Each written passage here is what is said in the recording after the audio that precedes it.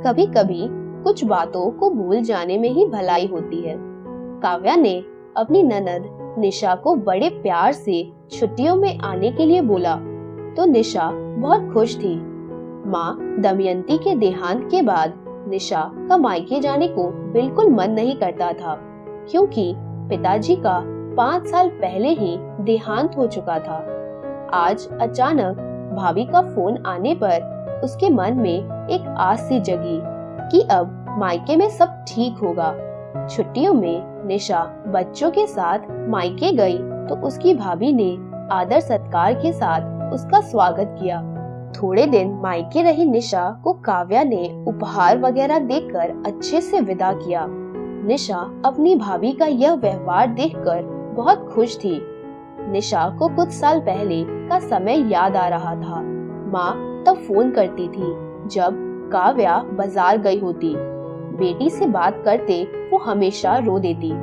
मैं अपने घर की रसोई में भी नहीं जा सकती। काव्या का कहना है कि मैं सामान बर्बाद कर देती हूँ। मैं अपनी मर्जी से किसी चीज को हाथ भी नहीं लगा सकती। तुम्हारे पिताजी के जाने के बाद मैं बिल्कुल अकेली हो गई हूँ। मैं अपनी पेंशन में से एक भी पैसा अपनी मर्जी से खर्च नहीं कर सकती। दमयंती जी रोते रोते बताती तो निशा के आंसू भी रोके नहीं रुकते। छोटी होने के कारण वो बड़ी भाभी से कभी ऊंची आवाज में बात तक नहीं करती थी। निशा की सासू माँ निशा को रोते देख चुप कराने की कोशिश करती। निशा अपनी सासू माँ और ससुर जी की बहुत सेवा करती, उनकी हर जरूरत का ध्यान रखती। अपनी ननद को भी अच्छे से आओ भगत करती। उसको भी चाव आता कि मेरी भाभी भी ऐसा ही मेरे साथ करे, पर काव्या ऐसी नहीं थी। निशा का भाई मनीष बहुत अच्छा था, लेकिन पत्नी के आगे उसकी एक न चलती, इसीलिए वो अपनी पत्नी का कभी विरोध नहीं कर पाता। जब भी छुपके दमयंती जी निशा को फोन करती, काव्या आते ही डांटना शुरू कर देती। आप सारा दिन बेटी के साथ फोन पर चिपकी रहती हैं, घर की बातें बाहर बताती हैं। बेटा, मैं तो बस अपनी बेटी का हालचाल पूछ रही थी। बहुत दिनों से उसका कोई फोन नहीं आया था, दमयंती जी धीमे स्वर में बोलती। जब भी घर से जाती हूँ पीछे से चुपके से बेटी से बातें करती है।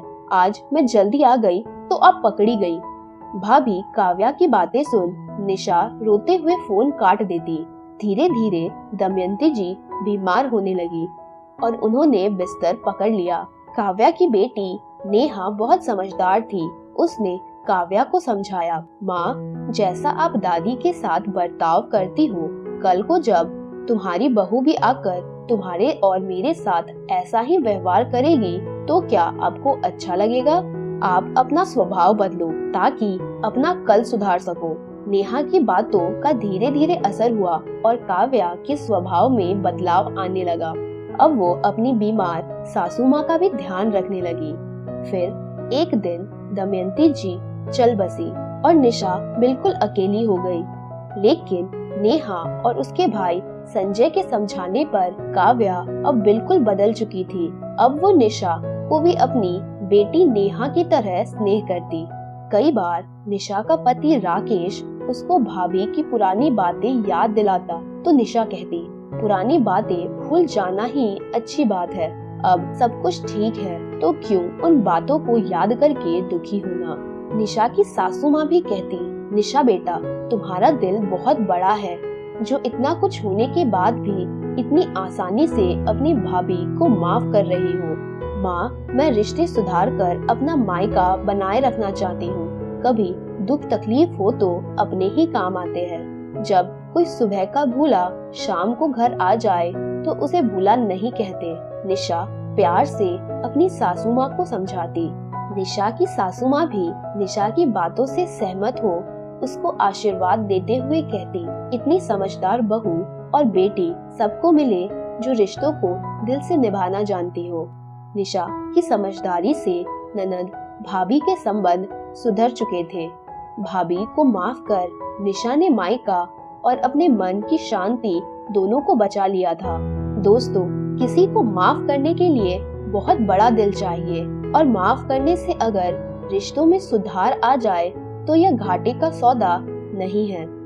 अगर आपको ये कहानी अच्छी लगी हो तो इसे लाइक करें और शेयर करें। साथ ही चैनल को सब्सक्राइब कर दें और बेल आइकन को दबा दें ताकि आपको आने वाले वीडियोस की नोटिफिकेशन मिल सके। धन्यवाद।